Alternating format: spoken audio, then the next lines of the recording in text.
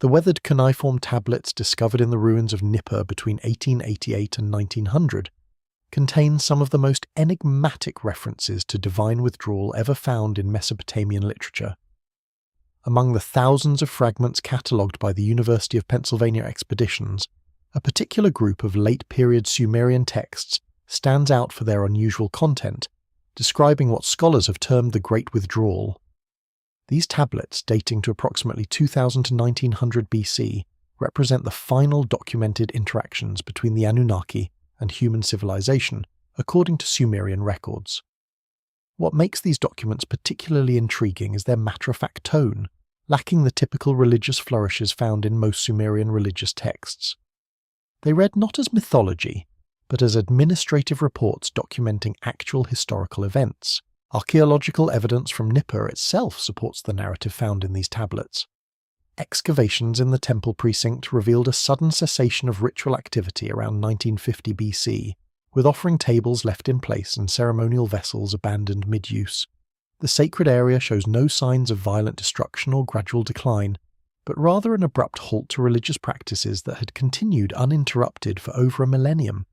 Similar patterns emerge at other major Sumerian religious centers, suggesting a coordinated withdrawal from temple activities across the region. The precision of the timing, the consistency of the evidence, and the technical details preserved in these final tablets challenge conventional interpretations of Sumerian civilization's decline as a gradual cultural fade into Babylonian dominance. The evidence we are about to examine spans multiple archaeological sites, incorporates detailed textual analysis, and reveals systematic preparations for departure that included technological preservation, bloodline management, astronomical documentation, and prophetic frameworks for anticipated return. If this evidence challenges what you thought you knew about ancient Mesopotamian history, consider how it might reshape our understanding of humanity's relationship with the beings who claim to have established our earlier civilizations.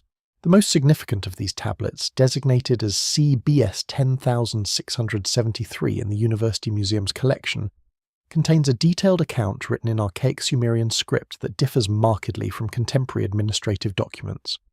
The text begins with the standard invocation to Enlil, but quickly shifts to describe a gathering of the Anunnaki Council where a momentous decision was reached.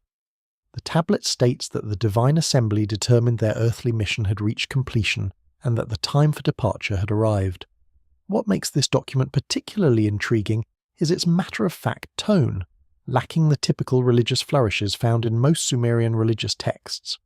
The language employed resembles administrative or military reports, rather than mythological constructs, using terminology more commonly associated with bureaucratic documentation than divine narratives. The tablet describes specific procedural steps for the withdrawal, including the designation of human intermediaries who would maintain temple functions, the sealing of sacred chambers containing technological equipment, and the establishment of communication protocols that would enable periodic contact after departure.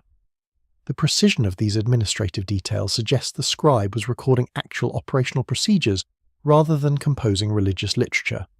The excavations at Nippur conducted by the University of Pennsylvania between 1888 and 1900 uncovered this tablet in a sealed chamber beneath the Ika temple complex, along with several related documents that provide additional context. These associated tablets, catalogued as CBS 10,674 through CBS 10,681, contain what appear to be preparatory documents leading up to the final departure decision. They reference ongoing debates within the Divine Council, resource allocation concerns, and assessments of human developmental progress that would determine readiness for independence. The tablets show clear progression in their content, moving from preliminary discussions about optimal departure timing to detailed operational planning for the actual withdrawal process. Carbon dating of organic materials found in association with these tablets consistently places them in the early 2nd millennium BC, corresponding to the period when Sumerian civilization was transitioning to Babylonian dominance. The linguistic analysis of CBS 10,673 reveals several anomalies that distinguish it from typical religious texts of the period. The verbal forms used to describe divine actions employ aspects that indicate completed actions, with ongoing consequences rather than mythological past tense. The terminology for departure uses the Sumerian word that specifically denotes physical relocation to a distant place, rather than metaphorical ascension or spiritual transformation. Most significantly, the tablet includes technical specifications for what it terms the vessels of sky journey, describing their preparation, maintenance requirements, and optimal launch conditions based on celestial alignments. These technical details include measurements for structural components, lists of required materials including specific metals and crystalline substances, and operational procedures that read like maintenance manuals rather than religious mythology. The tablet concludes with explicit instructions for the preservation of knowledge systems and the establishment of human guardianship protocols that would maintain sacred sites during the period of divine absence. It describes the selection criteria for these human guardians, emphasizing both genetic lineage and demonstrated capability in specific technical domains including astronomy, mathematics, and ritual procedures. The document specifies that these guardians would receive advanced training in communication methods that would enable periodic contact with the departed Anunnaki during designated celestial windows when such communication would be possible. The final section of the tablet contains astronomical calculations indicating optimal return periods based on cyclical celestial alignments, suggesting that the departure was understood as temporary rather than permanent abandonment. At the situation presents even more dramatic evidence. The Anu temple complex, dedicated to the sky god and traditionally associated with Anunnaki worship, underwent extensive modifications in its final phase of use. Archaeological evidence suggests these modifications were not repairs or improvements, but rather systematic preparations for long-term closure. Drainage systems were sealed, valuable objects were carefully stored in protected chambers, and access points were permanently blocked using techniques that would preserve the interior spaces indefinitely. The excavations conducted by Leonard Woolley between 1922 and 1934 revealed these modifications in remarkable detail.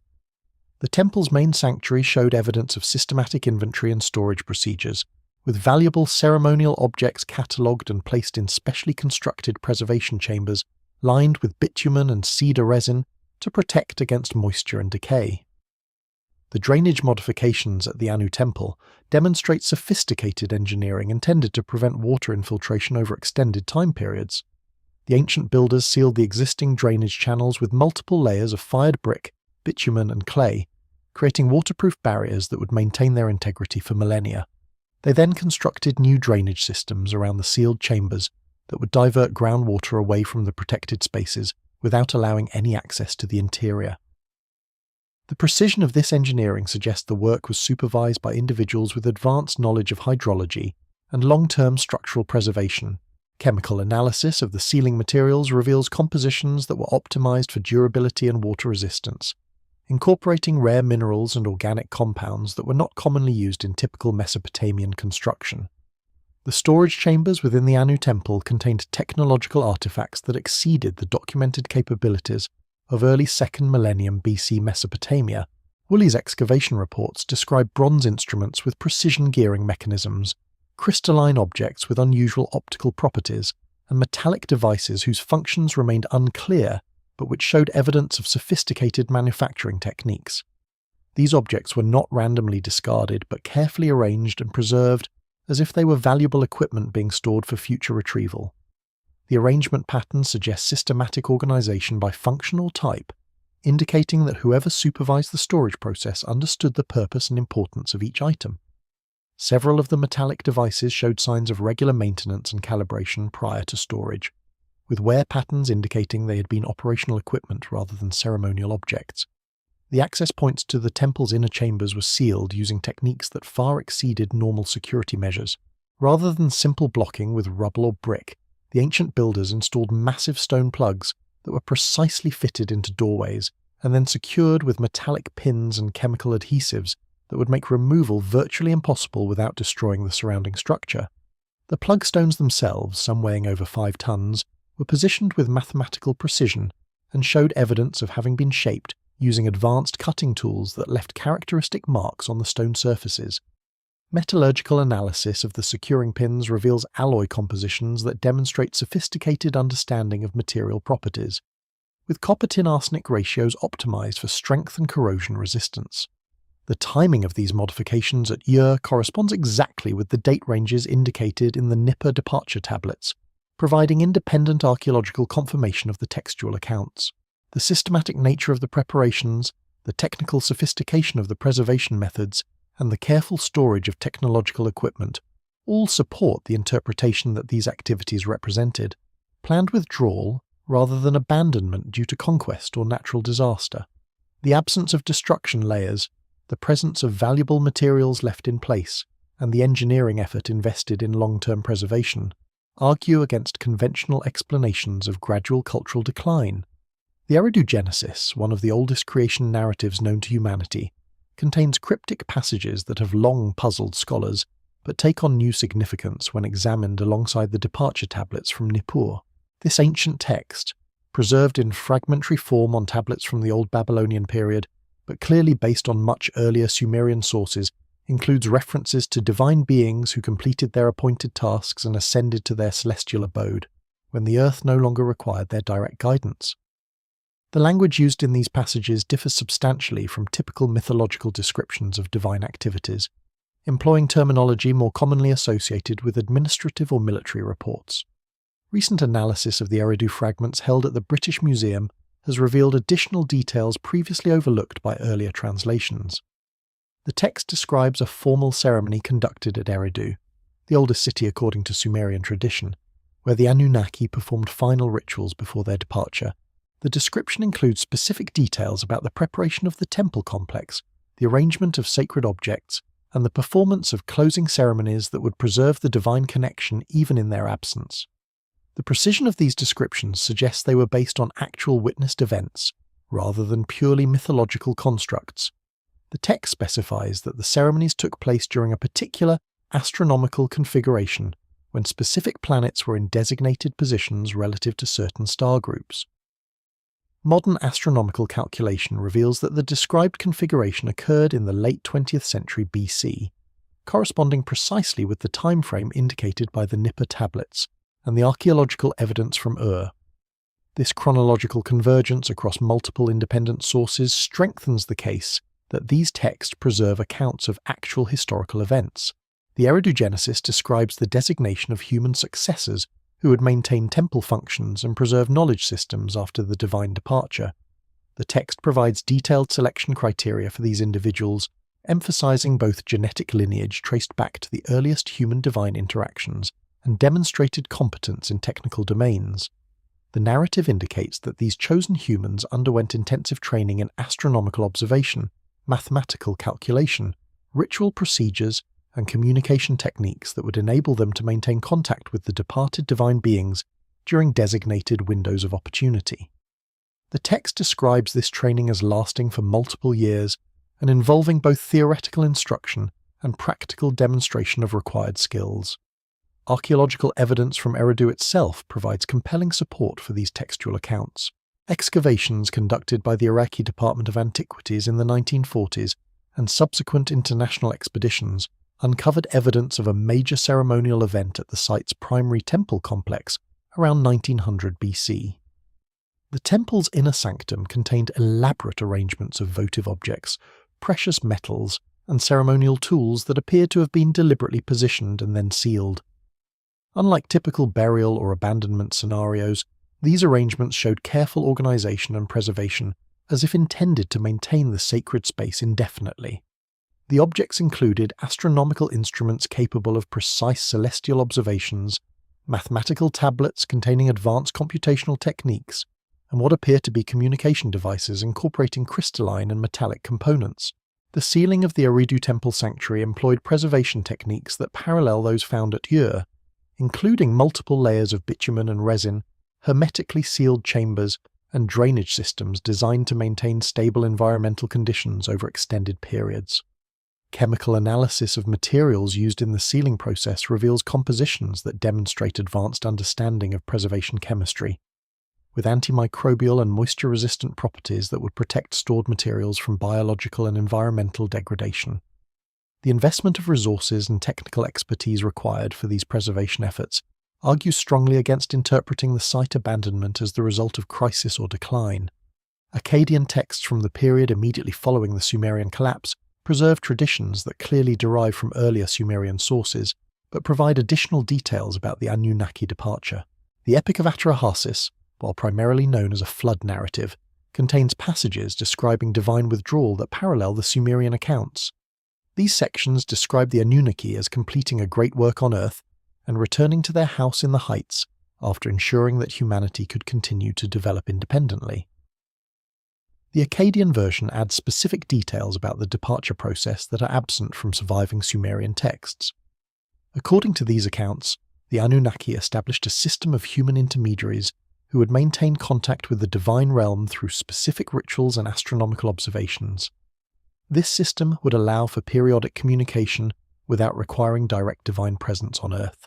The text describes the training of these human intermediaries in considerable detail, including instruction in advanced mathematical techniques for astronomical calculation, the proper operation of communication equipment left behind in sealed temple chambers, and ritual procedures that would optimize conditions for successful contact attempts.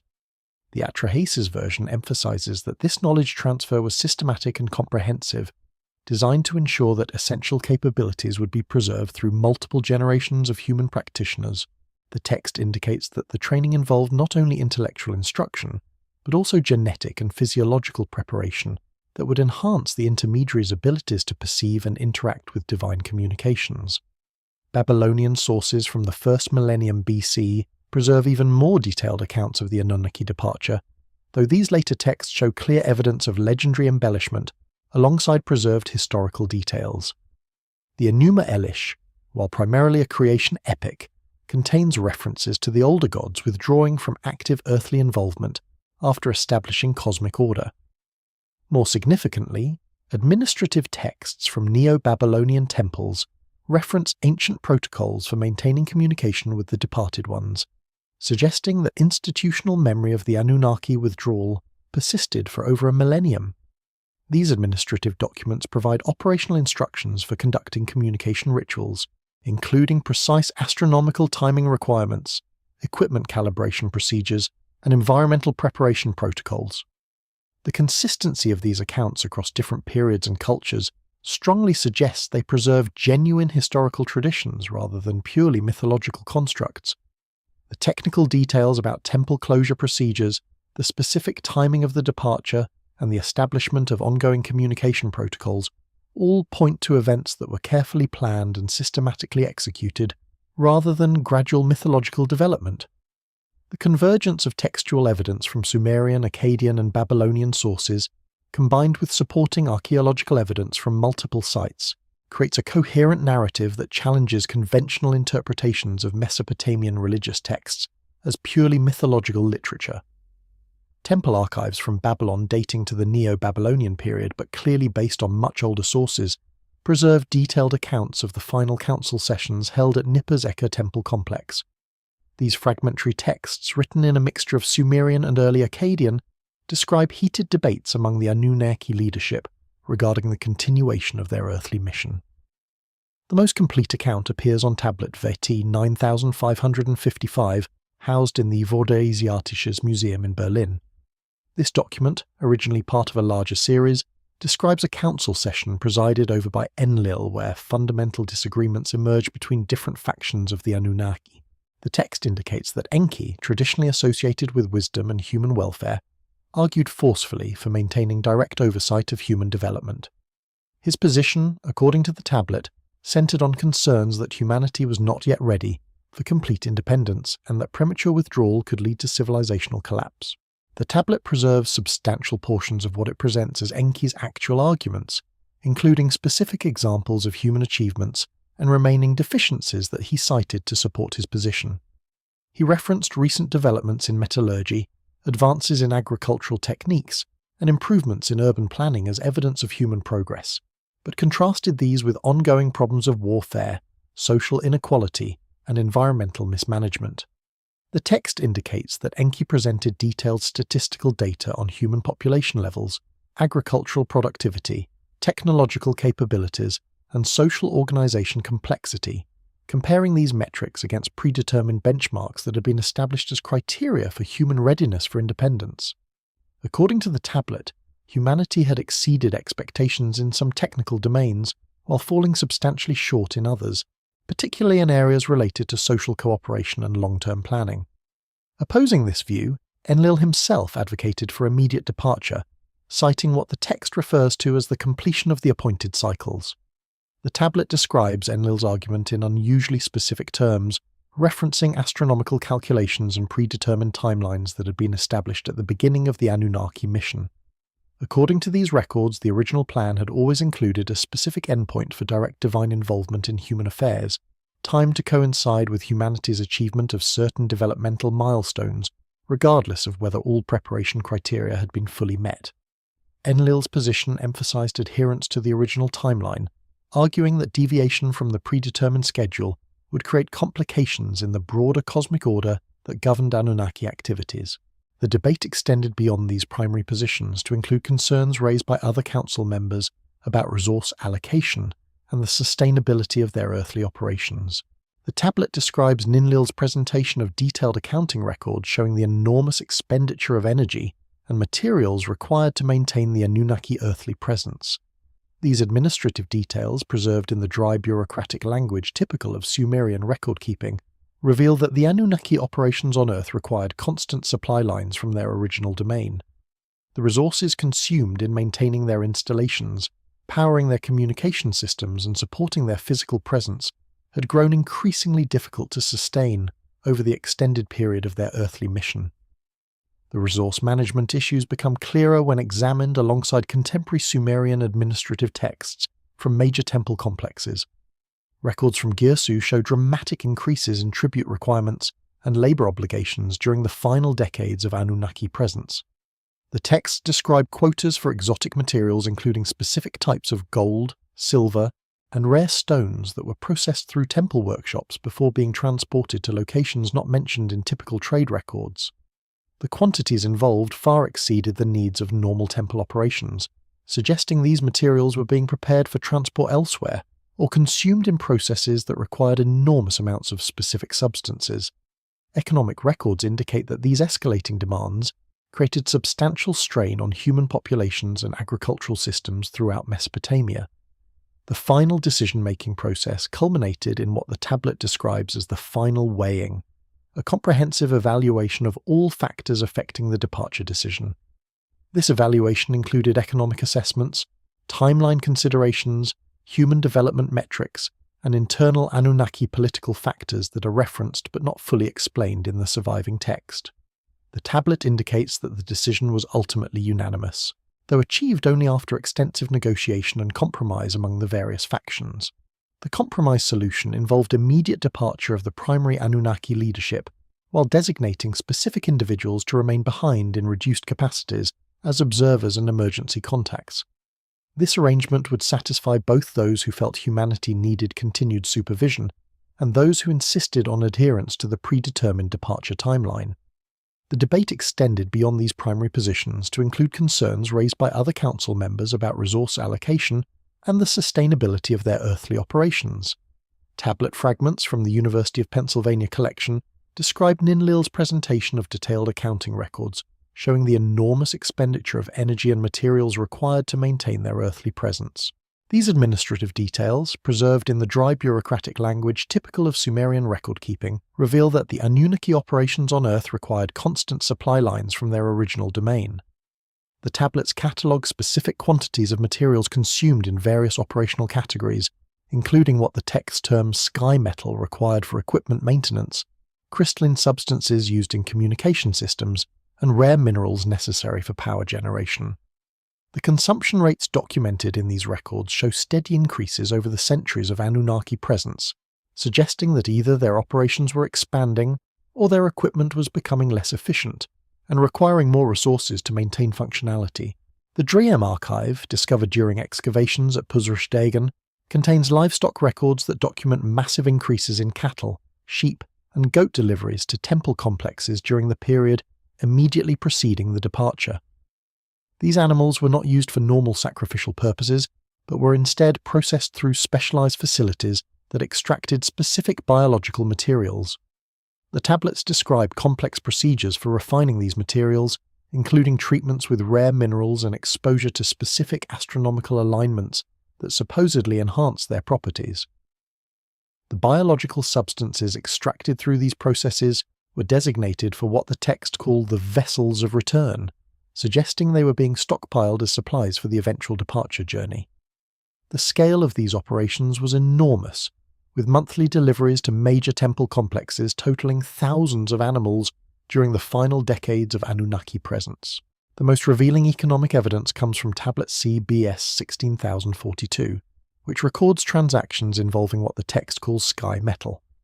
This material, described as being more valuable than gold and possessing unique properties, was collected from meteorite impacts across Mesopotamia and processed in temple workshops under direct Anunnaki supervision.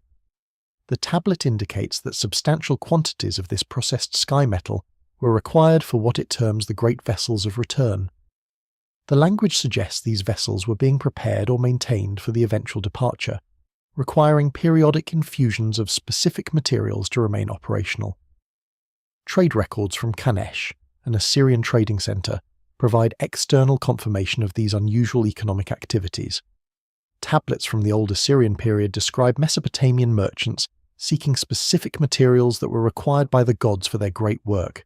Administrative texts from Uruk document the establishment of specialized workshops that processed rare minerals and exotic materials according to precise technical specifications preserved in what the texts call the ancient formulas.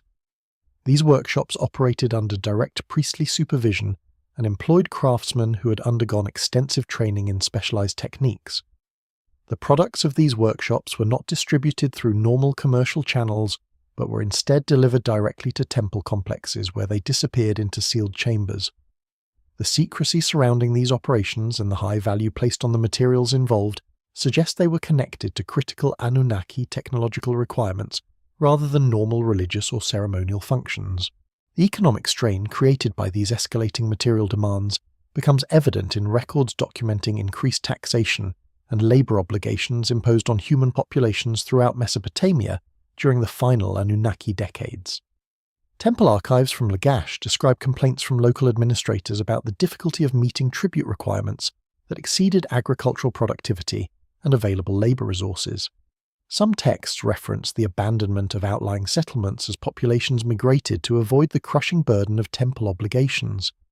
The social disruption caused by these economic pressures may have contributed to the Anunnaki decision to depart, as maintaining their operations was creating unsustainable stress on the human civilization they had established.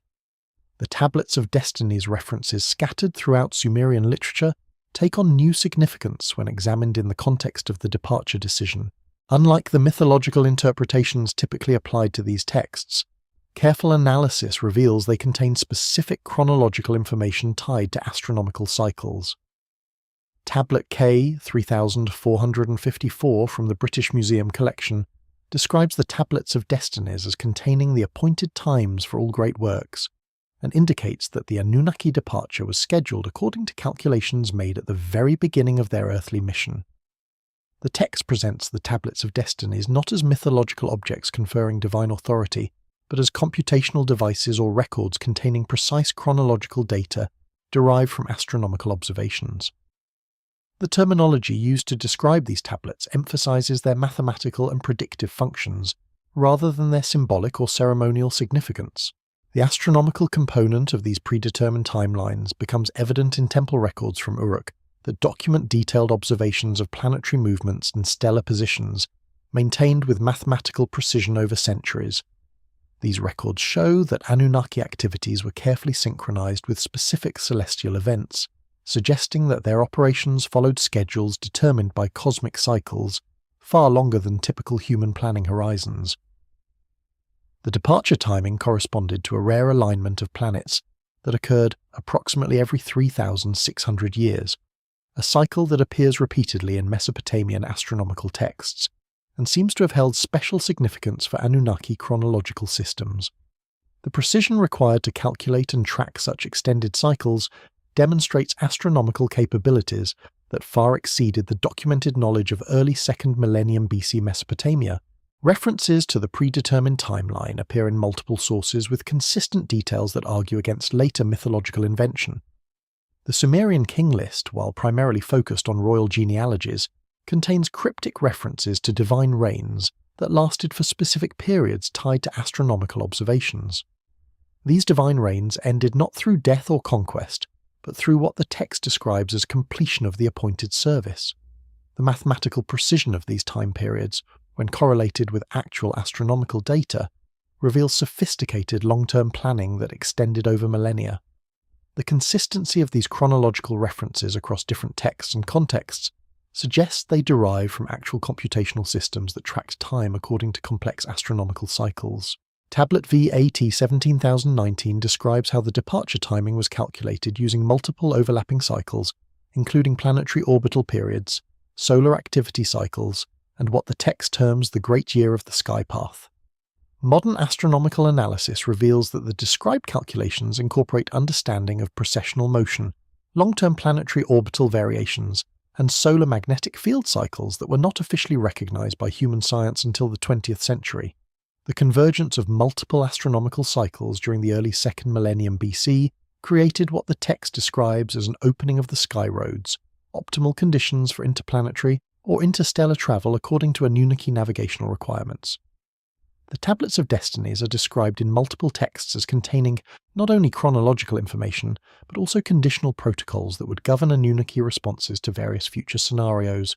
These protocols specified circumstances under which return interventions would be authorized, including global catastrophes that threatened human extinction, technological developments that created existential risks, or social breakdowns that could lead to permanent civilizational collapse. The existence of these conditional return protocols indicates that the departure was understood as potentially temporary, with the possibility of renewed intervention if specific threshold conditions were met. The detailed specification of these conditions demonstrates systematic analysis of potential future scenarios and careful planning for contingency responses. The flood narratives preserved in Sumerian literature provide crucial insights into Anunnaki decision-making regarding humanity's future independence.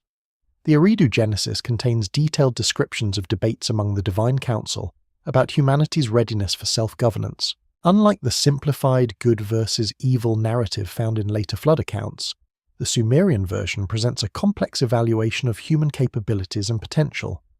The text describes the flood not as divine punishment, but as a carefully calibrated test of human resilience and adaptability, designed to determine whether humanity could survive and rebuild without direct divine assistance. The preservation of selected humans and animals was not an act of mercy, but a controlled experiment in human independence, with the survivors chosen specifically for their genetic heritage and demonstrated capabilities. The Eridu Genesis account includes specific evaluation criteria that the Anunnaki used to assess human readiness for independence. These criteria encompassed multiple domains including technological capability, social organization, agricultural productivity, and what the text describes as wisdom in the ways of the earth. The narrative indicates that pre-flood humanity had achieved impressive technological capabilities, including advanced metallurgy, sophisticated urban planning, and complex irrigation systems, but had failed to develop adequate social cohesion and long-term environmental planning. The flood served as a reset that would test whether post-flood humanity could rebuild civilization while avoiding the social and environmental mistakes that had characterized the pre-flood period. Archaeological evidence from flood layers in Mesopotamian sites supports this interpretation of the deluge as a managed event, rather than a purely natural disaster. Excavations at Uruk, and other major sites reveal flood deposits that show unusual characteristics suggesting controlled water release rather than typical riverine flooding. The flood layers contain debris patterns that indicate systematic evacuation of valuable materials before the flooding began, with temple treasuries and technical equipment conspicuously absent from the destruction layers. Post-flood reconstruction shows immediate access to resources and knowledge that would have been impossible if the event had been genuinely catastrophic and unplanned. Tablet CBS 10673 describes post-flood communications between the Anunnaki and human survivors that establish protocols for future interaction. These protocols specified that ongoing contact would be maintained through selected human intermediaries who receive special training in communication procedures. The text describes the establishment of specific sacred sites where these communications could take place, and the creation of ritual calendars that would ensure proper timing for contact attempts. The designated communication sites corresponded to locations where geological or electromagnetic conditions supposedly facilitated signal transmission, suggesting that the communication methods involved technological principles rather than purely spiritual or religious mechanisms. The criteria for selecting post-flood human leadership emphasized genetic heritage traced back to pre-flood lineages that had demonstrated successful cooperation with Anunnaki governance. The texts describe extensive genealogical verification procedures and testing protocols that evaluated candidates for both genetic markers and acquired capabilities. Those selected underwent intensive training programs that included instruction in astronomical observation, mathematical calculation, agricultural management, and social organization principles.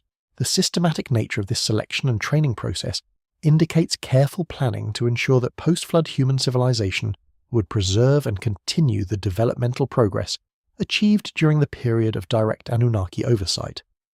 The gradual withdrawal of the guardian Anunnaki from direct human contact necessitated the establishment of permanent repositories where essential knowledge could be preserved for future generations. Sumerian administrative texts from the later Ur-3 period describe systematic efforts to create what tablet CBS 21,847 terms houses of sealed wisdom beneath major temple complexes throughout Mesopotamia. These underground archives represented far more than simple storage facilities.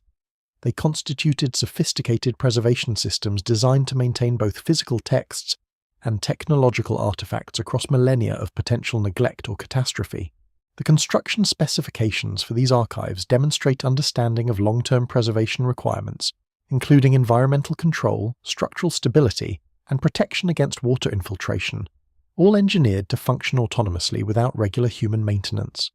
The planning documents for these archive complexes reveal sophisticated organizational principles that categorized knowledge into hierarchical access levels. The most fundamental information, including basic mathematics, agricultural techniques, and essential survival knowledge, was stored in outer chambers that could be accessed relatively easily by future humans who might need to rebuild civilization after catastrophic disruption. More advanced technological information was stored in inner chambers, protected by increasingly sophisticated security measures that would restrict access to individuals who had demonstrated appropriate preparation and understanding. The most sensitive information regarding Anunnaki origins, advanced technologies, and communication protocols was stored in the deepest chambers, protected by multiple layers of physical, symbolic, and procedural security. The construction of these archives involved significant engineering challenges that required advanced technical capabilities. The chambers needed to extend deep enough to avoid surface disruptions from warfare, flooding, or structural collapse, yet remain accessible to authorized humans through concealed entrance systems. They required ventilation systems that could maintain air circulation without creating obvious surface openings that might attract looters or inadvertent discovery. The storage environments needed to maintain stable temperature and humidity levels that would preserve organic materials including papyrus, leather, and wooden artifacts over time periods measured in millennia rather than centuries. Administrative tablets describe the mobilization of specialized construction teams who possessed advanced technical knowledge and worked under direct Anunnaki supervision. These teams included master stonemasons who could achieve precision fitting of massive blocks, metallurgists who produced specialized alloys for structural reinforcements, and craftsmen who created the sophisticated locking mechanisms that would secure the chambers. The texts indicate that workers who possessed knowledge of the archive locations and layouts were relocated to distant cities after construction completion, ensuring that detailed information about the installations would not spread through general populations. This operational security demonstrates the importance placed on protecting these knowledge repositories from premature or unauthorized access. The most detailed account of archive construction appears in the Nippur temple records, specifically tablet N456, which describes the excavation of deep chambers beneath the Akur complex during the reign of Ur-Nammu. The text provides precise measurements for these chambers, specifying depths of 42 cubits below the temple foundation, and internal dimensions that created rooms capable of housing thousands of tablets, along with larger artifacts. The construction process involved techniques that exceeded normal Mesopotamian building practices, including the use of fired bricks sealed with bitumen and rare mineral compounds that created waterproof barriers capable of withstanding centuries of groundwater infiltration. The choice of 42 cubits as the chamber depth was not arbitrary, but calculated to position the storage spaces below the water table fluctuation range while remaining within practical excavation limits given available technologies. Archaeological investigation of the Nippur site has confirmed the existence of these underground chambers, though their full extent remains incompletely explored due to modern water table issues and structural concerns about the overlying ruins. Excavations in 1956 by the Oriental Institute of Chicago uncovered the upper levels of what appears to be an extensive underground complex extending far beyond the initially discovered chambers.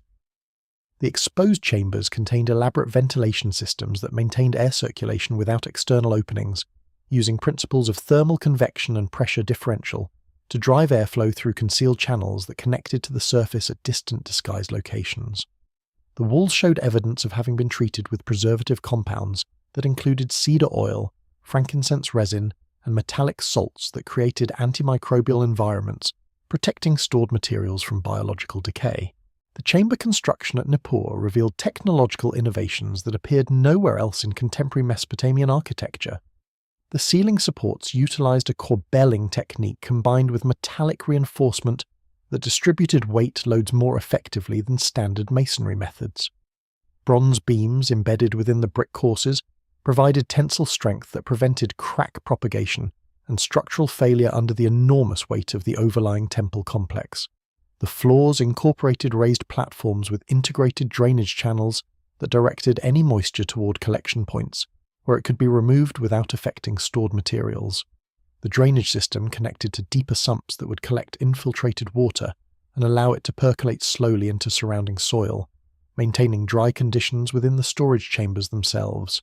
Most significantly, the chambers included what appeared to be climate control systems, involving carefully positioned air shafts and thermal regulation chambers that maintained stable temperatures regardless of external seasonal variations.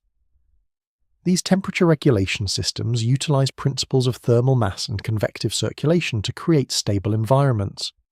Stone chambers positioned at specific depths, where earth temperature remained constant, served as thermal reservoirs that moderated air temperature as it circulated through the ventilation system. The design demonstrated sophisticated understanding of thermodynamics and fluid dynamics that enabled passive climate control without requiring active energy input or regular human maintenance. The Nippur archives contained not only written texts, but also three-dimensional models, mechanical devices, and preserved biological specimens that demonstrated key principles in ways that written descriptions alone could not convey. Inventory tablets from the archive describe astronomical models that showed planetary motions, geometric constructions that illustrated mathematical principles, and mechanical devices that demonstrated engineering concepts. These educational tools were designed to enable future humans to reconstruct advanced knowledge, even if the theoretical understanding preserved in written texts was lost or became incomprehensible due to linguistic changes over extended time periods. The inclusion of these practical demonstrations alongside theoretical texts shows sophisticated appreciation for the challenges of knowledge transmission across millennia and multiple civilizational cycles. Tablet VAT 18,934 describes similar archive construction at Eridu, where the underground complex extended even deeper than the Nippur installation.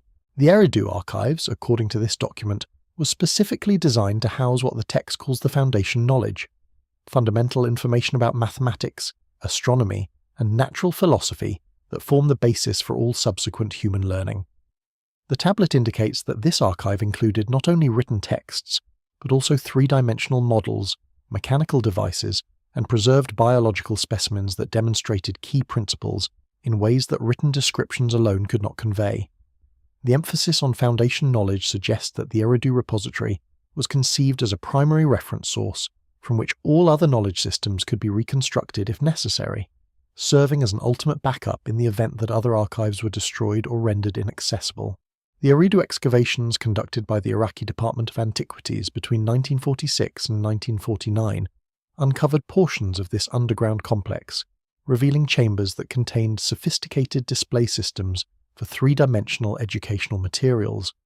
Stone platforms with precisely carved channels and mounting points held mechanical models that demonstrated principles of astronomy, mathematics, and engineering. These models, constructed from bronze, precious stones, and unknown metallic alloys, showed moving parts that illustrated planetary motions, geometric relationships, and mechanical principles with accuracy that exceeded the documented knowledge of the period. The survival of these models in operational condition after millennia of burial demonstrates the effectiveness of the preservation environment and the durability of the construction materials and techniques employed in their manufacture. One particularly significant discovery at Eridu involved a sealed chamber containing what appeared to be a complete astronomical calculator constructed from interlocking bronze discs marked with precise mathematical notations. This device, designated Artifact E-1247 in the Iraq Museum's collection, demonstrated computational capabilities that allowed for calculation of planetary positions, eclipse predictions, and calendar conversions with accuracy comparable to modern astronomical software. The construction techniques revealed through metallurgical analysis showed manufacturing methods that differed substantially from known Mesopotamian metalwork, incorporating precision machining, standardized components, and alloy compositions optimized for dimensional stability under temperature variations. The device included over 100 individual components that fit together with tolerances measured in fractions of a millimeter, requiring manufacturing capabilities that should not have existed in early 2nd millennium BC Mesopotamia. The Eridu archive structure incorporated multiple security layers that would restrict access based on demonstrated knowledge and capability. The outer chambers contained fundamental mathematical principles, basic astronomical observations, and essential agricultural techniques that could be accessed by anyone who discovered the installation. These outer chambers served as entry-level knowledge that would be immediately useful for rebuilding civilization after catastrophic disruption, while also serving as tests that would identify individuals with sufficient intellectual capability to benefit from more advanced information. The mathematical problems and astronomical observations in the outer chambers were designed to require specific conceptual understandings before solutions would become apparent, effectively filtering access to inner chambers based on demonstrated comprehension rather than simple physical barriers. The inner chambers at Eridu contained progressively more advanced information organized by subject domain, with separate sections dedicated to mathematics, astronomy, medicine, engineering, and what the tablets describe as the principles of matter and energy. Each section included both theoretical texts explaining underlying concepts and practical demonstrations showing applications.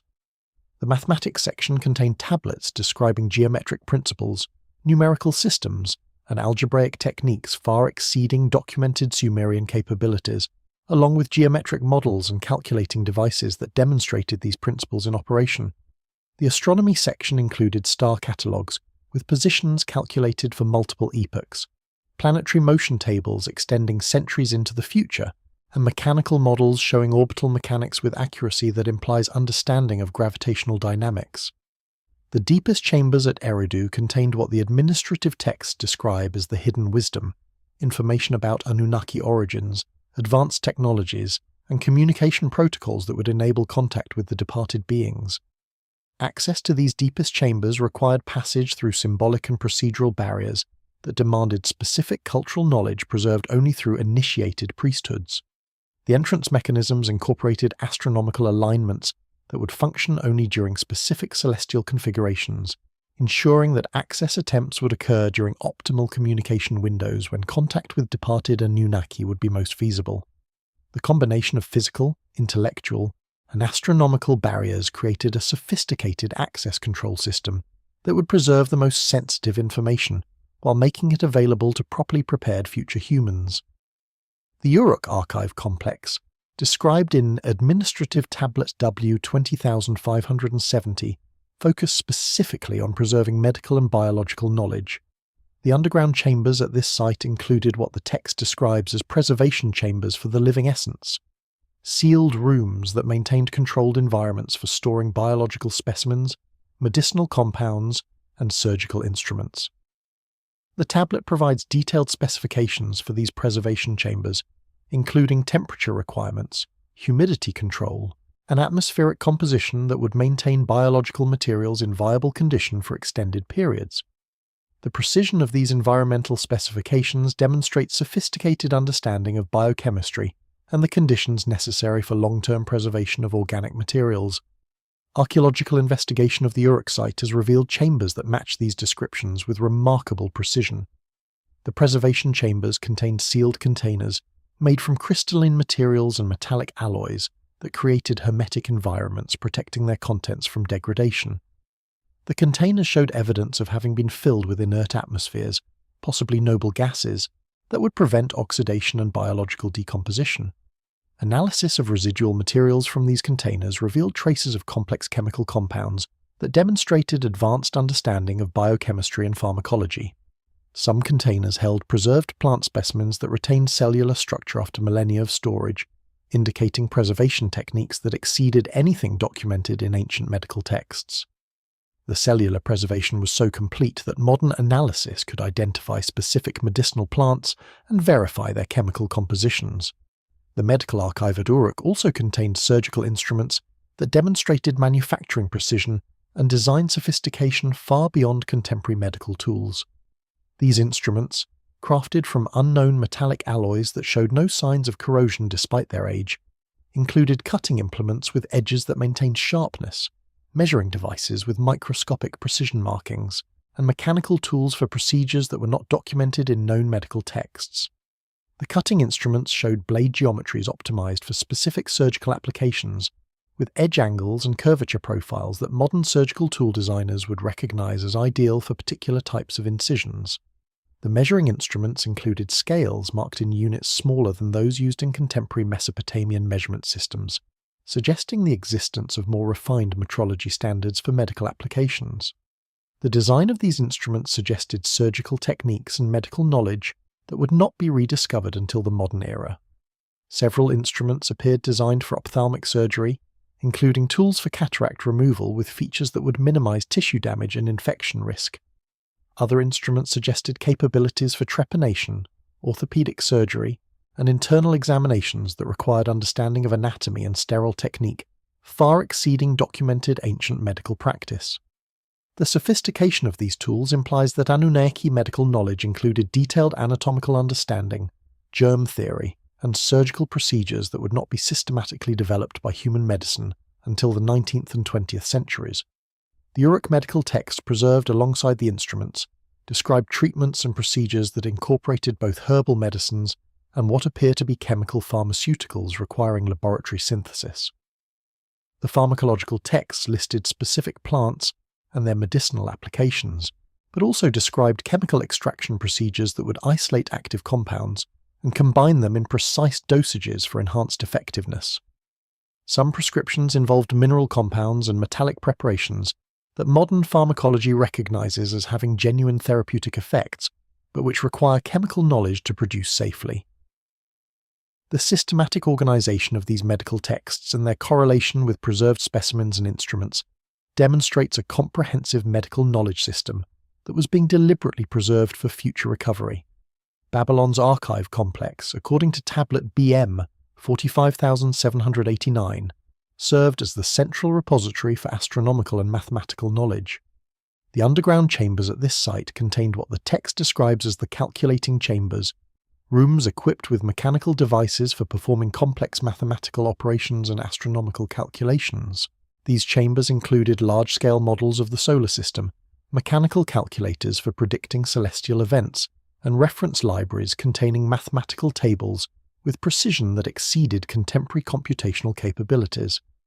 The designation of Babylon as the central astronomical repository reflects its historical importance as a center for astronomical observation and mathematical development, building upon centuries of accumulated observational data and computational techniques. The Babylon site excavations during the early 20th century uncovered portions of these calculating chambers, revealing mechanical devices that demonstrated sophisticated understanding of gear ratios, precision mechanics, and mathematical principles. The centerpiece of this complex was a large astronomical calculator constructed from bronze and precious stones that showed the movements of celestial bodies with accuracy that required knowledge of planetary orbital mechanics, not officially discovered until the Renaissance. The device included provisions for calculating the precession of equinoxes, planetary conjunctions and eclipse cycles with mathematical precision that demonstrated advanced astronomical knowledge. The mechanism incorporated differential gearing that could model the variable apparent motion of the Moon and planets, as observed from Earth, requiring understanding of epicyclic motion and the relationship between orbital position and apparent velocity. The gear trains within the Babylonian astronomical calculator showed tooth counts and ratios that encoded specific astronomical periods. One gear set with 223 teeth corresponded to the Saros cycle, used for eclipse prediction, while another with 19 teeth represented the Metonic cycle that synchronizes solar and lunar calendars. The presence of these specific tooth counts in a mechanical device demonstrates that Babylonian astronomers understood these cycles with sufficient precision to incorporate them into calculating machinery, requiring mathematical capabilities and manufacturing precision far exceeding typical ancient metalwork. The gear teeth themselves showed uniform spacing and consistent profile shapes that indicate the use of precision manufacturing techniques, possibly involving templates or mechanical cutting tools that could reproduce identical teeth across multiple gears. The reference library within the Babylon astronomical complex contained mathematical tables that extended calculations far beyond practical observational needs, suggesting they were developed for theoretical completeness rather than immediate application. These tables included logarithmic progressions, trigonometric ratios for angles calculated to multiple decimal places, and astronomical position tables extending thousands of years into the past and future. The precision of these calculations required computational techniques that were not officially developed until much later historical periods. Some tablets contained what appear to be coordinate transformations between different astronomical reference frames, enabling conversion between ecliptic coordinates used for planetary positions and equatorial coordinates used for stellar observations, a mathematical operation requiring sophisticated trigonometric calculations. The Babylon archive also contained engineering texts that described construction techniques for various types of calculating devices, effectively serving as instruction manuals that would enable reconstruction of the mechanical calculators if they were damaged or lost. These technical texts included precise specifications for gear ratios, materials requirements, assembly procedures, and calibration techniques. The level of detail provided in these manufacturing instructions demonstrates that the knowledge preservation effort extended beyond simply storing finished devices to ensuring that the capability to produce them could be reconstructed from written documentation.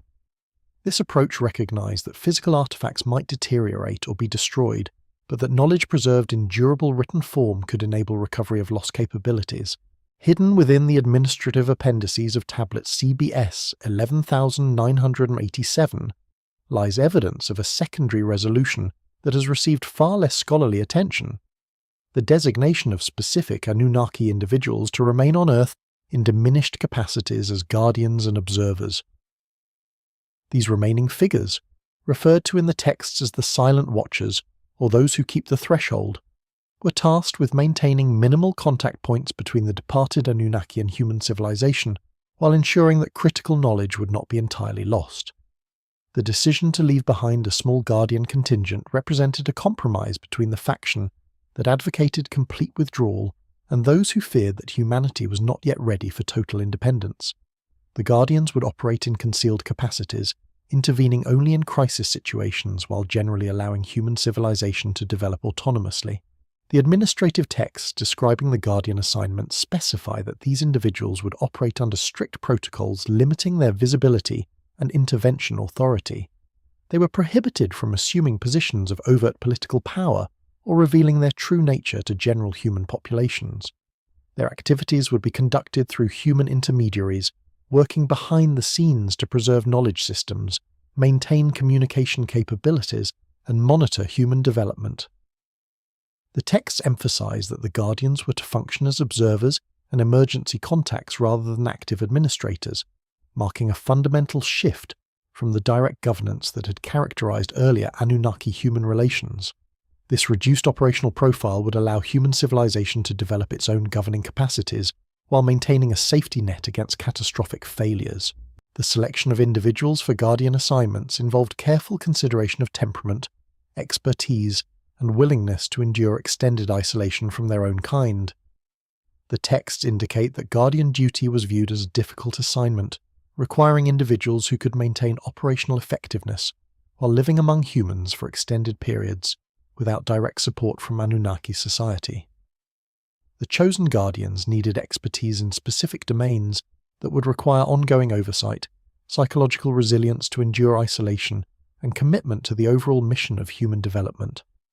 The assignments were structured as renewable terms with provision for replacement or recall if circumstances changed, though the texts suggest that some guardians might remain in place for centuries depending on local conditions and mission requirements. Tablet BM 78942 from the British Museum's collection provides the most detailed roster of these remaining guardians. The document, written in late Sumerian script with Akkadian glosses, lists 7 primary figures by name and function. Ningishzida, traditionally associated with serpent symbolism and underworld knowledge, was designated as the primary keeper of medical and healing wisdom. The tablet specifies that he would maintain a presence at the Gishbanda temple complex near Lagash, where he would provide guidance to human healers through dream communications and symbolic visions during specific lunar phases.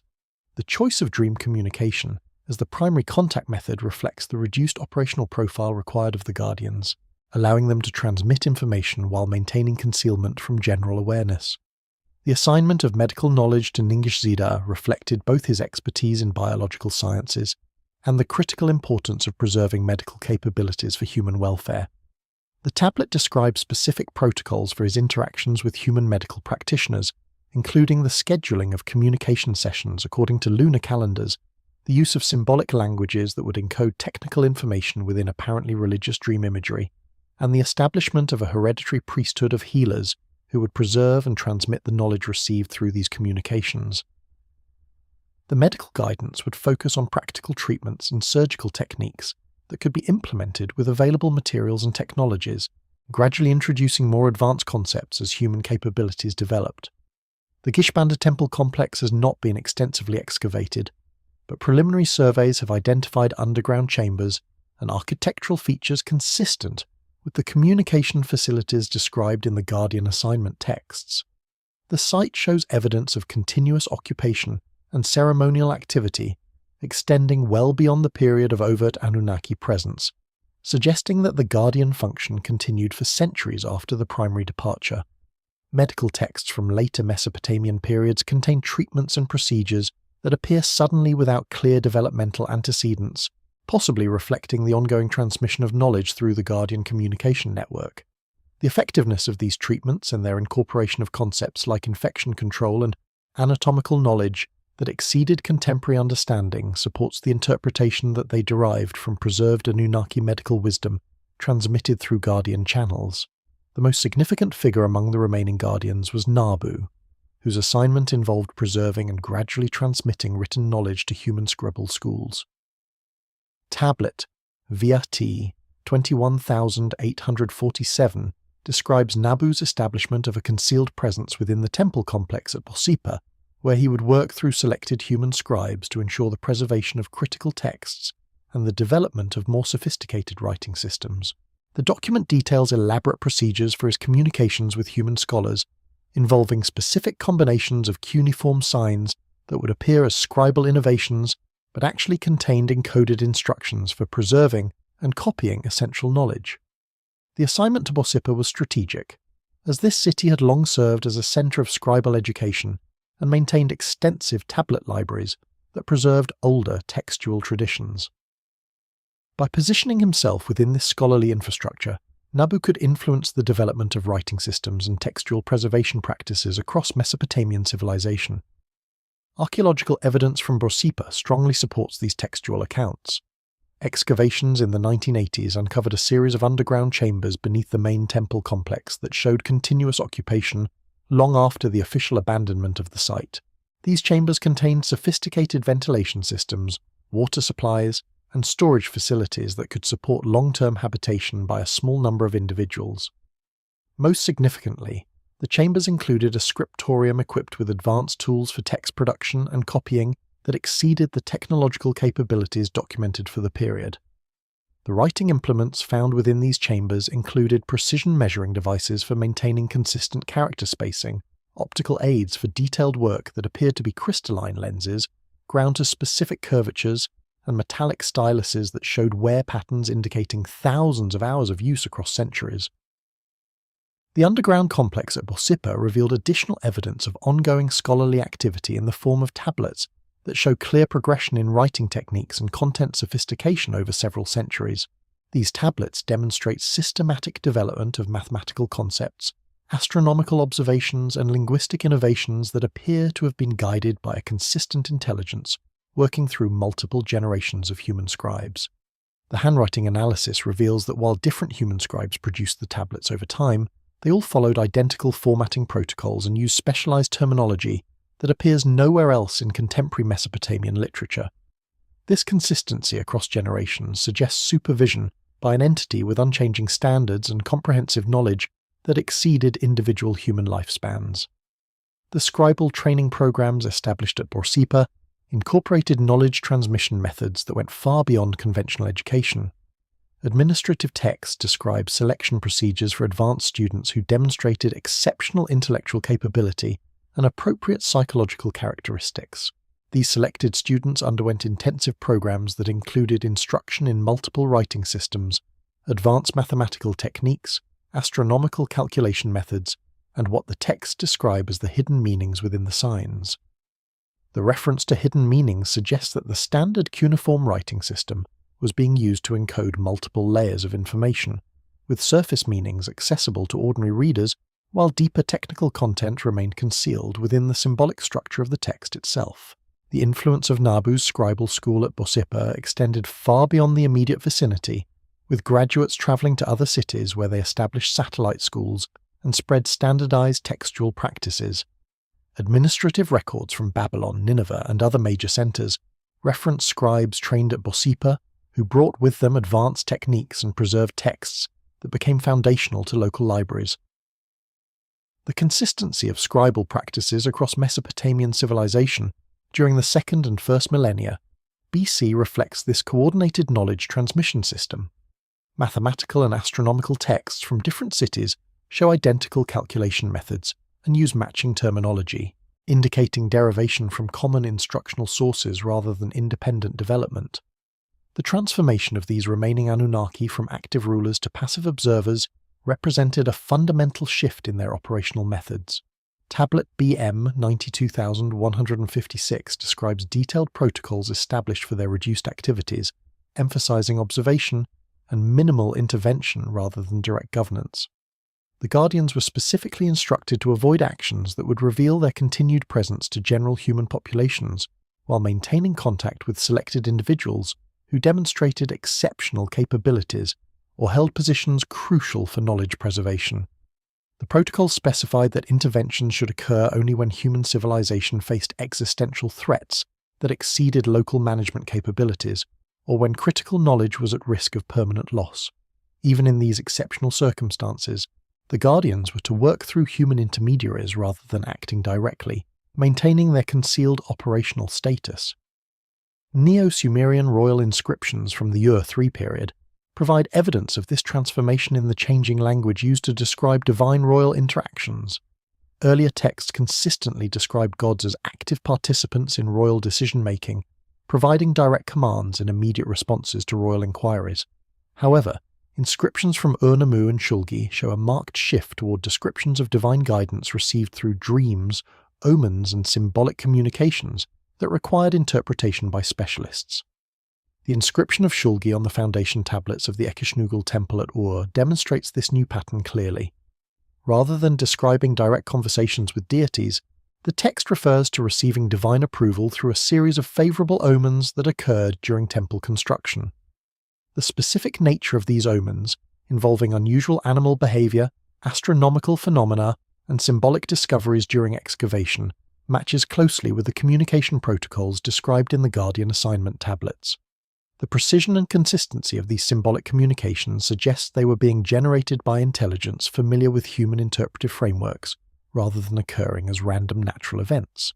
For example, the Shulgi inscription describes the discovery of a foundation deposit from an earlier structure at the exact moment when construction workers were debating the proper orientation for the new temple.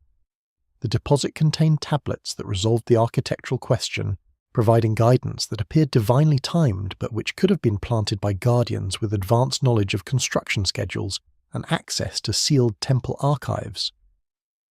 Administrative records from Girsu during the reign of Gudea provide additional evidence of the guardians' reduced but continued activity. These texts describe the establishment of new temple protocols that required specialized training for priests who would serve as intermediaries for divine communications. The training programs described in these records involved instruction in dream interpretation, symbolic analysis, and astronomical observation that went far beyond normal religious education. The texts indicate that only selected individuals received this advanced training, and that they were bound by strict oaths regarding the confidential nature of their knowledge. The emphasis on confidentiality and the restriction of training to carefully selected individuals reflects the Guardian protocols requiring concealment of continued Anunnaki presence. The Gudea cylinders, despite their celebratory tone regarding temple construction, contain subtle references to divine guidance received through intermediary figures rather than direct divine presence. Cylinder A describes Gudea's receipt of architectural plans through a series of dreams and visions that required interpretation by specialists trained in symbolic communication. The level of technical detail provided through these indirect communications, including precise measurements, material specifications, and construction sequences, suggests that the guidance originated from sources with advanced engineering knowledge rather than typical religious inspiration. The architectural plans received through these dream communications produced structures that demonstrated sophisticated understanding of acoustics, astronomical alignments, and structural engineering principles that exceeded conventional Mesopotamian capabilities. Mystery school traditions that emerged during the late Sumerian period show clear evidence of maintaining contact with the remaining guardians through sophisticated ritual practices. The Tablet of Ninurta's exploits, dating to the Old Babylonian period but clearly based on earlier traditions, describes initiation ceremonies that involve direct communication with divine figures through carefully controlled ritual environments. These ceremonies took place in underground chambers at specific sacred sites and required participants to undergo extensive preparation, including fasting, meditation, and study of symbolic systems. The text emphasizes that successful communication required not only technical knowledge, but also specific mental and spiritual preparation that aligned the participants' consciousness with what it describes as the reduced emanations of the departed ones. Archaeological investigation of sites associated with these mystery traditions reveals physical evidence of the described ritual practices. The underground chambers at Nippur, discovered during the University of Pennsylvania expeditions, contained elaborate arrangements of mirrors, crystals, and metallic objects that created complex patterns of light and shadow during specific times of day and year. These arrangements, when activated by sunlight or lamplight during appropriate astronomical conditions, generated visual effects that could easily be interpreted as divine manifestations by prepared participants. The optical principles involved demonstrate sophisticated understanding of reflection, refraction, and geometric optics. The positioning of reflective surfaces created apparent images that seemed to float in space or emerge from walls, producing phenomena that would appear supernatural to observers who lacked understanding of the underlying optical mechanisms. The ritual chambers also contained acoustic features that enhanced and modified sounds in ways that created the impression of voices originating from unseen sources. Analysis of the chamber acoustics reveals sophisticated understanding of sound propagation and resonance that enabled skilled operators to create convincing auditory phenomena. The chambers incorporated resonance cavities tuned to specific frequencies that would amplify whispered speech and project it throughout the space, making it impossible for participants to determine the actual location of the speaker. Combined with the visual effects and the psychological preparation of participants, these chambers could facilitate communications that participants would genuinely perceive as contact with divine beings, while actually involving human operators working under guardian direction. Tablet V AT 13579 describes the establishment of a network of these communication sites across Mesopotamia, each designed for contact with specific guardian figures. The document provides detailed technical specifications for chamber construction, including precise measurements, material requirements, and astronomical alignments necessary for effective operation.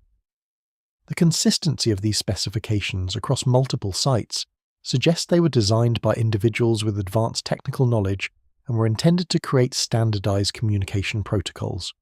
The astronomical alignments incorporated into the chamber designs ensured that optimal visual and acoustic effects would occur during specific celestial configurations, coordinating communication attempts with periods when guardians would be monitoring for contact signals.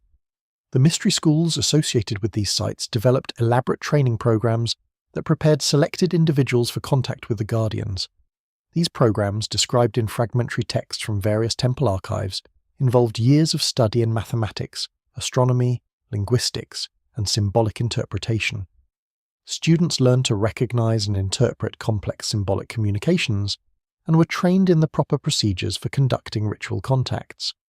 The texts emphasized that successful communication required not only technical knowledge, but also specific mental and spiritual preparation that would enable participants to perceive subtle phenomena that ordinary consciousness would miss. This emphasis on altered states of consciousness reflects the reduced operational parameters of the guardians, who were working at the threshold of human perceptual capabilities rather than manifesting in obvious physical forms. Royal archives from the Kassite period contain references to court advisors who claimed to maintain contact with ancient divine sources through specialized ritual practices. These advisors, known as apkallu or sages, provided guidance on matters of state, military strategy, and economic policy that consistently proved effective despite originating from seemingly archaic religious practices. The consistency of their successful advice and their access to information that was not available through normal intelligence gathering suggests they maintained genuine contact with knowledgeable sources. The apkallu tradition preserved detailed accounts of their communication procedures that match closely with the protocols described in the Guardian assignment tablets. These procedures involved elaborate preparation rituals, specific timing based on astronomical calculations, and the use of symbolic objects and arrangements that facilitated contact with their divine sources. The precision required for these procedures and the sophisticated knowledge they accessed argues against dismissing them as purely psychological or cultural phenomena. The apkallu provided guidance that demonstrated understanding of mathematical principles, astronomical phenomena, and engineering techniques that exceeded documented human knowledge of the period. For example, apkallu advisors to Kassite kings provided irrigation system designs that incorporated hydraulic principles not formally recognized until much later, and architectural guidance that produced structures with acoustic properties optimized for specific functions. The technical sophistication of this guidance indicates access to preserved Anunnaki knowledge transmitted through guardian communication channels rather than independent human innovation. Archaeological evidence from sites associated with the apkallu tradition reveals physical infrastructure consistent with their described practices. Excavations at Maui uncovered chambers beneath the royal palace that contained equipment for astronomical observation, chemical preparation of ritual substances, and communication procedures that required precise timing and environmental control. These chambers remained in use for centuries after the main palace was abandoned, suggesting that the apkallu tradition continued to operate independently of normal political structures. The continuity of operations across political transitions and dynastic changes demonstrates the institutional strength of the Guardian communication network and its ability to preserve knowledge systems despite surface-level civilizational disruptions. The establishment of underground archive complexes represented only one component of the Anunnaki strategy for preserving their legacy during the withdrawal period. Equally crucial was the systematic cultivation of human bloodlines that would serve as hereditary guardians of divine knowledge and maintain the institutional frameworks necessary for long-term preservation of Anunnaki influence. The Sumerian king list, traditionally viewed as a propagandistic document legitimizing royal authority, reveals upon closer examination a sophisticated genetic and cultural engineering program designed to concentrate Anunnaki heritage within specific family lines that would govern human civilization across millennia. The emphasis on genealogical continuity and the detailed recording of bloodline relationships suggests that genetic heritage was considered as important as political authority in determining fitness for rule. Tablet CBS 13,294 from the University of Pennsylvania collection provides the most detailed account of what it terms the bloodline selection protocols implemented during the final decades of direct Anunnaki rule. The document describes systematic evaluation of human populations to identify individuals carrying specific genetic markers that indicated compatibility with Anunnaki biological heritage. These evaluations involve detailed physical examinations, cognitive testing, and genealogical analysis that traced family histories back multiple generations to identify optimal breeding combinations that would preserve and concentrate desired traits. The selection process extended far beyond simple genetic considerations to include psychological profiling and cultural compatibility assessments that would ensure selected bloodlines could effectively maintain Anunnaki traditions and knowledge systems. Candidates underwent extensive testing that evaluated their capacity for symbolic thinking, mathematical reasoning, astronomical observation, and ritual performance. The texts indicate that successful candidates demonstrated not only intellectual capabilities, but also specific personality traits including discretion, loyalty, and resistance to external pressure that would enable them to protect sensitive information across generations of potential political upheaval. The systematic nature of this selection process and the comprehensive evaluation criteria employed suggest that bloodline cultivation was approached with the same technical rigor applied to archive construction and knowledge preservation. The investment of resources in identifying and developing appropriate bloodlines demonstrates the importance placed on human genetic heritage as a vehicle for preserving Anunnaki influence. Archaeological evidence from Ur supports these textual accounts through discoveries of specialized facilities within the royal palace complex that appear designed for the described evaluation procedures. Excavations in the 1920s uncovered chambers containing sophisticated measuring devices, astronomical instruments, and what appeared to be testing apparatus for evaluating human capabilities.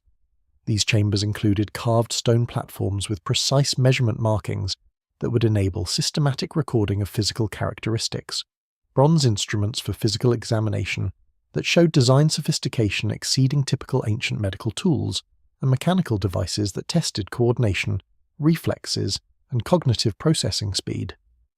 The presence of this evaluation infrastructure within the royal palace demonstrates that bloodline selection was an official state function rather than informal traditional practice. Tablet V AT 16,742 documents the establishment of royal marriage protocols designed to maintain and concentrate Anunnaki genetic heritage within ruling dynasties.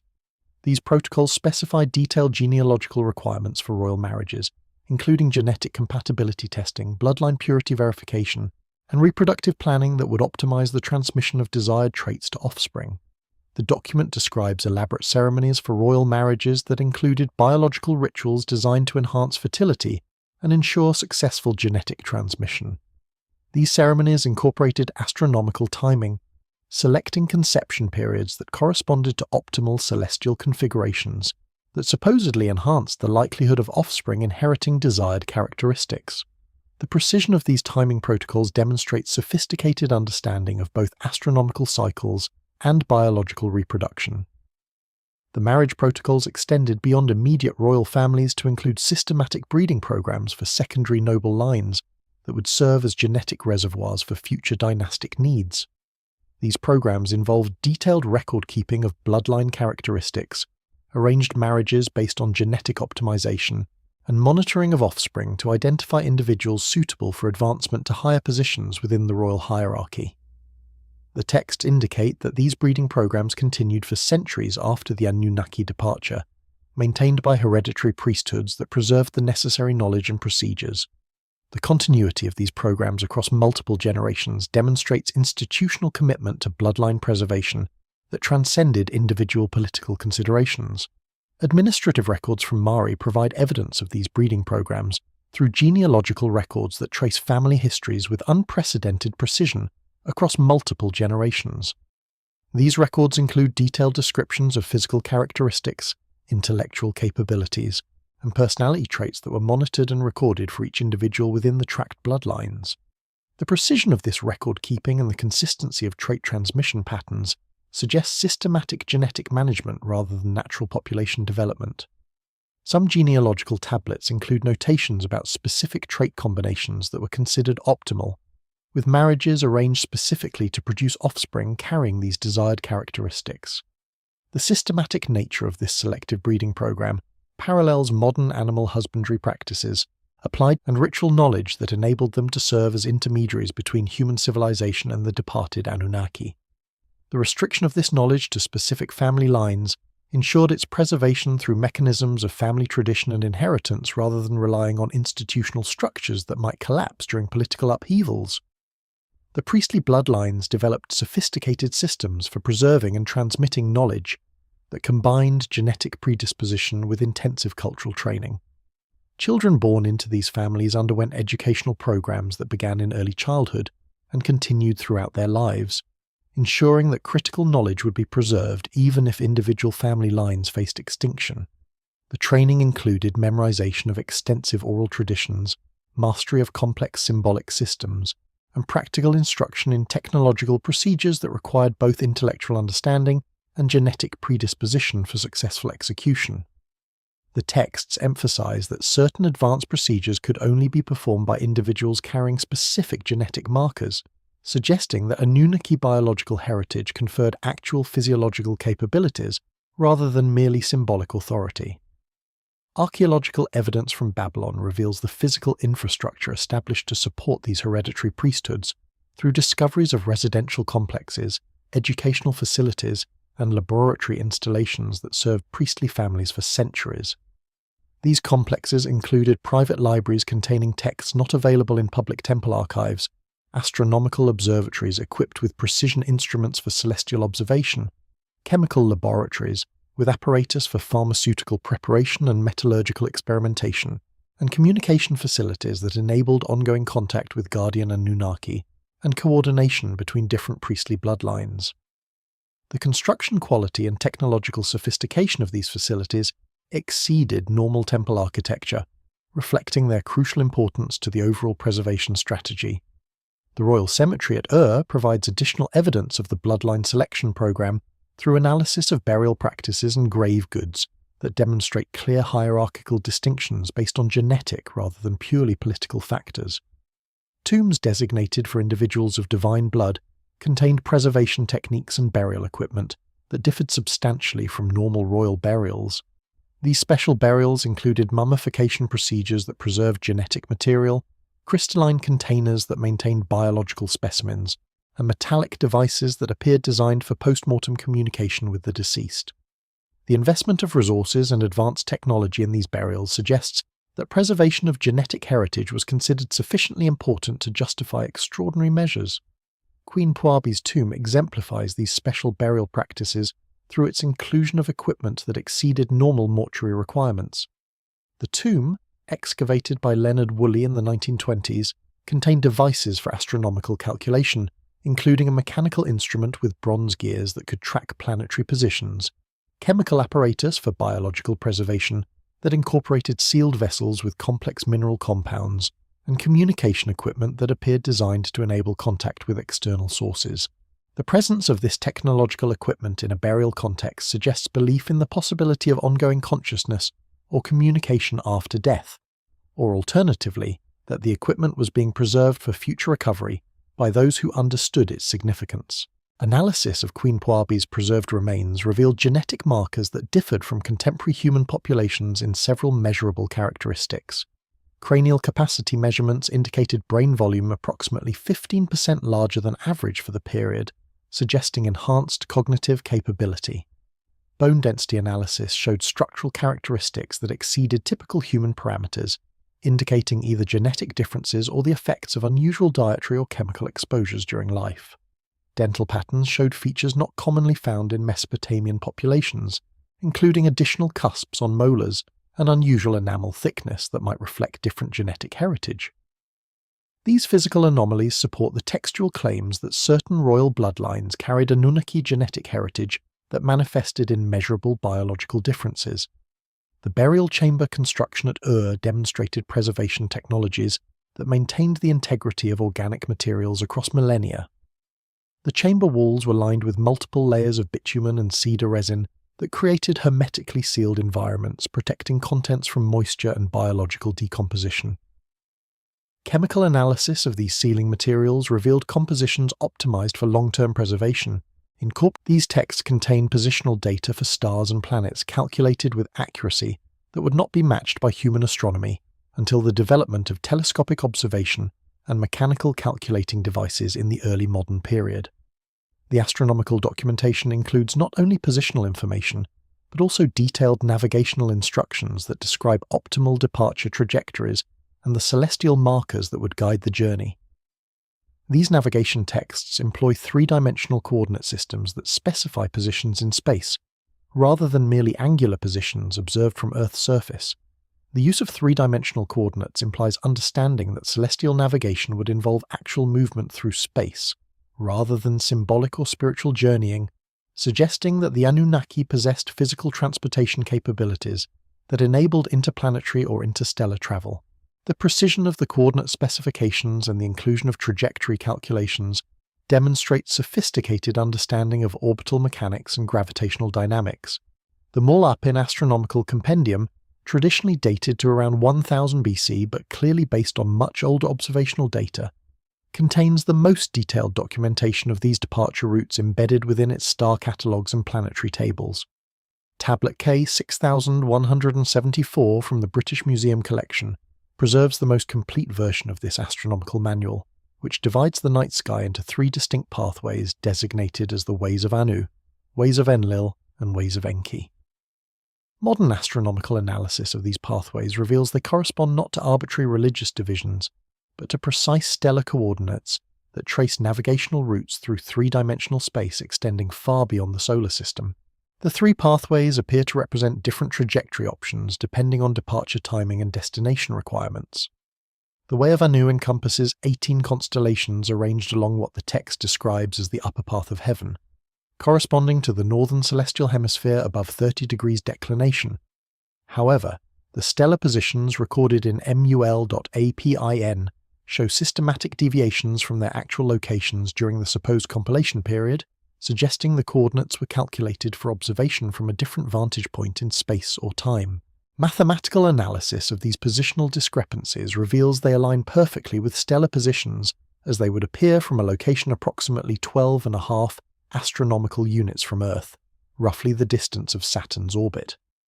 This correspondence suggests that the coordinate system was designed for navigation from the outer solar system rather than Earth's surface, implying that departure procedures involve travelling to an assembly point in the outer solar system before commencing the main journey. The 18 stations along the Way of Anu include several star groups that do not correspond to any recognisable constellations visible from Earth's surface. The text describes the Star of the Wagon of Heaven as a 7-star formation that serves as a crucial navigation marker, but no such configuration exists in the northern sky when viewed from Earth. Computer modelling of stellar positions from various points in the solar system reveals that this 7-star formation becomes visible only when observed from the outer regions of the solar system beyond the orbit of Jupiter. The precision required to calculate such positions from Earth-based observations would have demanded mathematical and astronomical knowledge far exceeding documented Mesopotamian capabilities, suggesting either access to advanced computational tools or the availability of observational data collected from multiple vantage points in space. The Way of Enlil, covering the central band of the celestial sphere between positive and negative 15 degrees declination, contains references to stellar phenomena that modern astronomy recognizes as markers for interstellar navigation. Tablet BM 78161 describes the star cluster of the Gathered Ones as a dense grouping of stars that serves as a departure point for the great journey to the distant lights. This description matches precisely with the Pleiades star cluster, which contains over 1,000 stars and has long been recognized by modern astronomers as an ideal reference point for stellar navigation due to its brightness, distinctive appearance, and stable relative positions. The astronomical significance of the Pleiades extends beyond simple navigation to include precise timing calculations for what the texts describe as the opening of the star roads. Babylonian astronomical texts from the Seleucid period preserve calculations showing that optimal departure conditions occurred when the Pleiades reached specific positions relative to other stellar markers, creating what modern astrophysics would recognize as gravitational assist opportunities. These calculations required understanding of orbital mechanics and gravitational dynamics that would not be officially discovered until the work of Kepler and Newton in the 17th century. The timing calculations incorporate multiple celestial cycles including planetary orbital periods, precession of equinoxes, and long-term variations in Earth's orbital parameters. The mathematical sophistication required for these multivariable calculations demonstrates computational capabilities that exceeded any documented ancient calculating methods. The Way of Enki, encompassing the southern celestial hemisphere below -15 degrees declination, focuses on stellar formations that include several of the brightest stars visible from Earth's southern regions. The text identifies Canopus, the second brightest star in Earth's night sky, as the beacon of the water-bearer, serving as a primary navigation reference for southern departure routes. The astronomical data associated with Canopus in MUL.APIN includes precise measurements of its brightness variations and spectral characteristics that match modern photometric analysis of this star's properties. The inclusion of spectral information suggests observational capabilities that could analyze stellar light composition, a capability that human astronomy did not develop until the invention of spectroscopy in the 19th century. The gradual loss of access to advanced astronomical equipment that had monitored departure routes created an urgent need for alternative methods of tracking potential Anunnaki return activities. Sumerian prophetic literature from the later Ur-3 and Isin-Lhasa periods reveals the development of sophisticated predictive systems based on cyclical time concepts that could anticipate divine return without requiring continuous technological monitoring. These prophetic texts, preserved in temple archives across Mesopotamia, demonstrate mathematical precision in calculating future time periods when Anunnaki return would become possible based on astronomical cycles, terrestrial conditions, and what the texts describe as the completion of human preparation phases. Tablet C BS 29847 from the University of Pennsylvania collection contains the most comprehensive prophetic framework for Anunnaki return. Written in archaic Sumerian, with mathematical notations that employ base 60 calculations extending across multiple millennia, the document describes return possibilities occurring in regular cycles of 3,600 years, corresponding to what modern astronomy recognizes as the orbital period of a theoretical planet in the outer solar system. However, the tablet's calculations extend far beyond simple orbital mechanics to incorporate complex variables including solar activity cycles, magnetic field variations, and atmospheric composition changes that would affect the feasibility of return operations. The 3,600-year cycle receives detailed mathematical treatment in multiple sources that demonstrate sophisticated understanding of long-term astronomical phenomena. Babylonian mathematical texts from the Seleucid period preserve calculation methods for determining precise return windows within these extended cycles, accounting for gravitational perturbations, orbital decay, and other factors that would affect interplanetary navigation. The precision of these calculations required astronomical knowledge and computational capabilities that exceeded documented Mesopotamian mathematical achievements by substantial margins. The calculation methods incorporate iterative approximation techniques and multivariable analysis that would not be formally developed by human mathematics until much later historical periods. Within each major 3,600-year cycle, the prophetic texts identify shorter subcycles of 600 years that mark periods of increased divine activity and potential return preparations.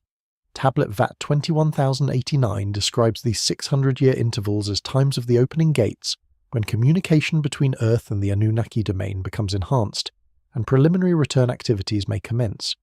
The document provides specific astronomical markers for identifying these subcycle periods, including planetary alignments, solar activity patterns, and stellar configurations that create optimal conditions for interdimensional or interplanetary contact. The correlation of these astronomical markers with historical periods of increased cultural innovation and technological advancement suggests that the predicted communication enhancement periods may have coincided with actual episodes of guardian intervention or knowledge transmission. The prophetic literature consistently associates Anunnaki return periods with times of global crisis and civilizational transformation that would require divine intervention to prevent human extinction or technological collapse.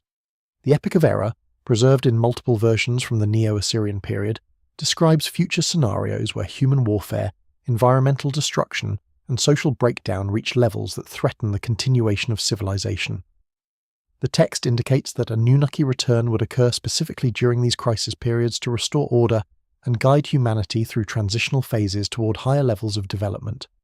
The crisis scenarios described include specific measurable indicators such as population decline percentages, agricultural failure rates, and warfare intensity levels that would trigger intervention protocols. The evidence accumulated across these multiple domains of investigation presents a coherent narrative that challenges fundamental assumptions about the nature of ancient Mesopotamian civilization and its relationship with beings described in the earliest written records. The departure tablets from Nippur, the systematic closure of temple complexes across Mesopotamia, the construction of sophisticated knowledge repositories, the establishment of guardian networks, the cultivation of specific human bloodlines, and the documentation of precise astronomical navigation routes collectively demonstrate that the Anunnaki withdrawal was not mythological metaphor, but a carefully planned operational transition executed according to predetermined timelines established at the beginning of their earthly mission.